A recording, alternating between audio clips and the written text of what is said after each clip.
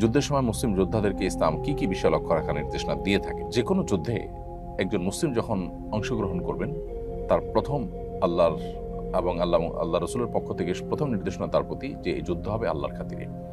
এটা কোনো জাতীয়তাবাদের চেতনা থেকে বা এটা কোনো অঞ্চলের প্রতি শুধুমাত্র আপনার কমিটমেন্টের জায়গা থেকে হবে না, বা অন্য কোনো উদ্দেশ্য হবে না। যুদ্ধ হবেই এই জন্য যে আমি আল্লাহকে সন্তুষ্ট করতে চাই এবং যুদ্ধের মাধ্যমে আল্লাহর কালিমাকে, আল্লাহর পতাকাকে, এটাকে বুলন্দ করতে চাই, জুলুমের পতন ঘটাতে চাই, কিন্তু তার বিনিময় চাই আল্লাহ তাআলার কাছে। এটি হবে একজন মুসলিমের যে কোনো যুদ্ধের ক্ষেত্রে সর্বপ্রথম আপনার লক্ষণীয় বিষয়। সেটি যদি না থাকে তাহলে এটি ইবাদত হিসেবেই গণ্য হবে না। এখানে জীবন দানটাই আল্লাহ তাআলার কাছে শাহাদাত হিসেবে গণ্য হবে না। এটি আমাদের মাথায় রাখতে হবে। আর যদি আমরা আল্লাহর সন্তুষ্টির জন্য, আল্লাহর কালিমাকে বুলন্দ করবার জন্য কিংবা জুলুমকে প্রতিহত করবার জন্য আল্লাহর কাছ থেকে সওয়াবের আশায়, বিনিময় পাওয়ার আশায় আমরা যুদ্ধ করি, তাহলে সেটি ইবাদতে পরিগণিত হবে, সেই জীবনদানটা শাহাদাতের জীবনদান হবে।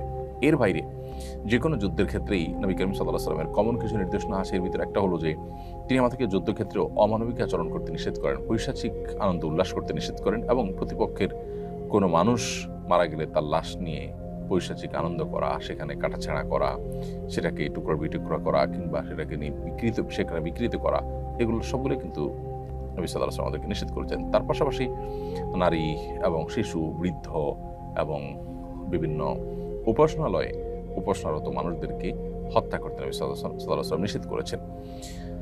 অতএব সে সমস্ত নিষেধাজ্ঞাগুলোকে মেনে একজন মানুষকে রণাঙ্গনে কাজ করতে হবে যদি তিনি মুসলিম হয়ে থাকেন।